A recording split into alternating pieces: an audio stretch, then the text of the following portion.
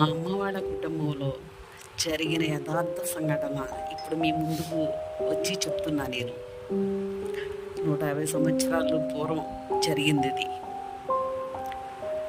మా అమ్మమ్మ వాళ్ళ అమ్మమ్మ వాళ్ళ కుటుంబం అప్పుడు చాలా పశువులు ఉండే వాళ్ళకి.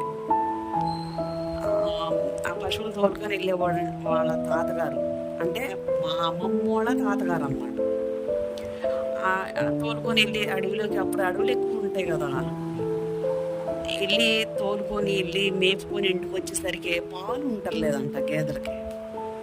పాలు ఉంటలేదంటే 2-3 రోజులు చూసి ఏంటి ఏమవుతుంది అని కనిపెట్టాలని ఆయన ఏం చేశాడు, రోజులాగానే మళ్ళీ గేదెలను తోలుకొని వెళ్ళి వాటికి గేదెలకి కనపడకుండా చెట్టు చాటు నుంచొని చూస్తున్నాడంట.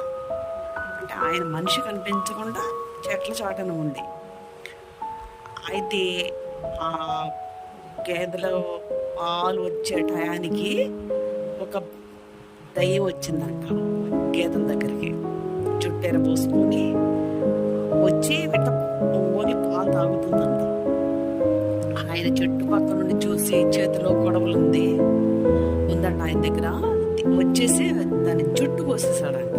ఇట్లా జుట్టు పట్టుకొని ఎడం చేత కోసేసి ఇక పశువులు తోలుకొని ఇంటికి వచ్చాడంట. ఆయన ఇంటికి వస్తే వాళ్ళెమ్మటే పడి వచ్చేసిందంట ఇంటికి. అది ఆయన ఏం చేశాడు, వాళ్ళ ఇంటి దగ్గర పూజలు చేసేవాళ్ళు అంట. అప్పుడు వాళ్ళు రాతి బాణలు ఉండేయంట, పెద్ద పెద్ద పాత్రలు, రాతి పాత్రలు. అవి దేవుడి దగ్గర బోర్లిచ్చి ఉంచేవాళ్ళు అంట సేవ అనేది అయిపోయిన తర్వాత. అయితే వచ్చేసి అది ఇలాగా చుట్టి ఆ పాన కింద పెట్టాడంట ఆయన. పెడితే ఇక అది వచ్చి తీసుకోలేదు. మౌనంగా అట్లా నుంచొని ఉంటే దాంతో పనులు చేయించుకునేవాళ్ళు అంటే వీళ్ళు. గేదెలకు పని చేయటం, గేదెల దగ్గర శుభ్రం చేయటం, గడ్డి కోసుకొని రావడం.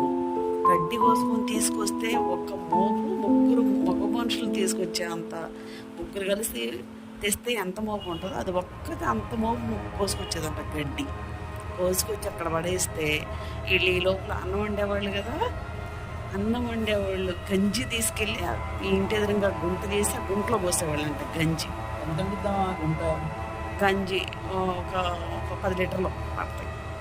అంటే మామూలుగా మనం అయితే ఒక గ్లాస్ తాగుతుంది, అక్కడ లోటర్ తాగుతుంది, దాని ఎక్కువ కావాలి కదా అని. వీళ్ళు చాలా మంది ఉండేవాళ్ళు ఇంట్లో, అందరికి ఉండినాను.